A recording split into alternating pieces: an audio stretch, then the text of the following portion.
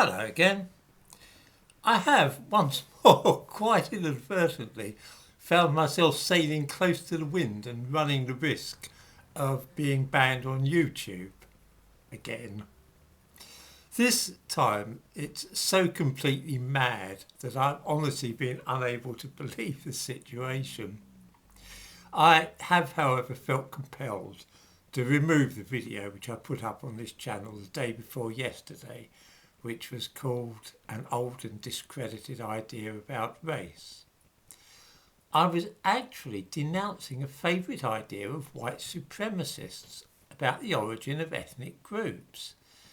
How did I fall foul of YouTube to the extent that they were accusing me of both frequent profanity and also using a racial slur?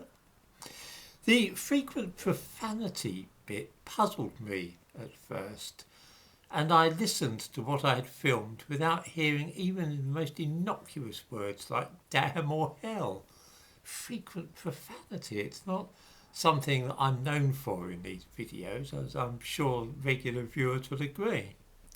Clearly YouTube's idea of what constitutes profanity is as strict as that of a maiden aunt in Victorian Britain. The racial slur accusation was also baffling. I did not use any racial terms at all in that video. Then I realised what had happened. According to YouTube, they had received a complaint about the video, probably from one of the usual gang who watch my channel just so that they can be upset or offended. And YouTube had then got a human reviewer to check it out. They actually said in their email that a human reviewer had spotted something amiss. So it wasn't an algorithm, but an actual person who had uncovered a racial slur in it. On ploughing through the list of racial slurs which YouTube helpfully sent me, I found one which was listed as C********. It was at this point that the scales fell from my eyes and I saw what the problem was.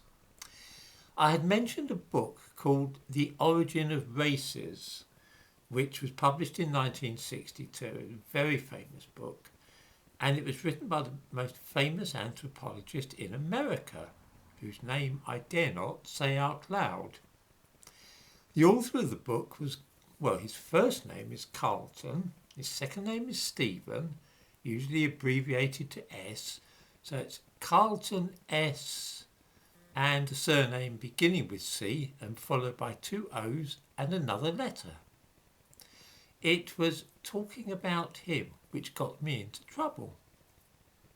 The extraordinary thing is that this wasn't some algorithm, not some mad AI device which had, I'm sure we all know how the YouTube algorithm will take a word, a usual word, and then attach the wrong meaning to it. There's been a lot of amusing cases like this. No, this was a real person that had watched this video and decided that the author of The Origin of Races had such a terrible name that even saying it out loud was enough to count both as frequent profanity and also a racial slur. This is all like Alice in Wonderland, but it's made me very wary about what I say if YouTube is seriously going to behave in such a loopy way. I wouldn't mind so much, but that video was actually an attempt to show that a favourite idea of certain racists is actually unscientific. I mean, it's making me a little bit edgy because I felt unable yesterday even to quote Abraham Lincoln accurately, in case the words which he used in a speech in 1858 might also be enough to count as a racial slur. He said that he did not wish a certain ethnicity to serve on juries.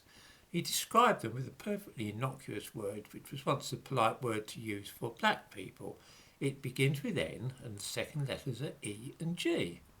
The problem is that YouTube lists of unacceptable words include two which begin with N and are then just a string of asterisks. I have no idea if one of these is the word which Lincoln used, and so I said instead black people. Someone spotted that I'd misquoted him in that speech, and this is the explanation for it. All this is really irritating. I have never used any racial slur in the whole course of my life. The odd national one, yes, certainly slang expressions for our German and French allies, which were popularly used in this country, and I might say that I picked them up with my mother's milk, as you might put it, but certainly nothing ever relating to skin colour or religion. Nevertheless, I'm now having to walk on eggshells in case I get chucked off my channel again, perhaps permanently this time. Absolutely mad. I must remark that I detest censorship of any kind. When I was a child, newspapers would not print swear words, even mild ones, and would instead just put the initial letter and a string of asterisks. Now they will print in full the most dreadful curse words, but anything relating to ethnicity or race must be censored. I mean, talking of the N-word, the way that we once talked of the F-word. Race has replaced sex as the great taboo of the age. I do hope that viewers will bear with me if I seem to be behaving in a mainly modest fashion with the language which I use for at least the next few days.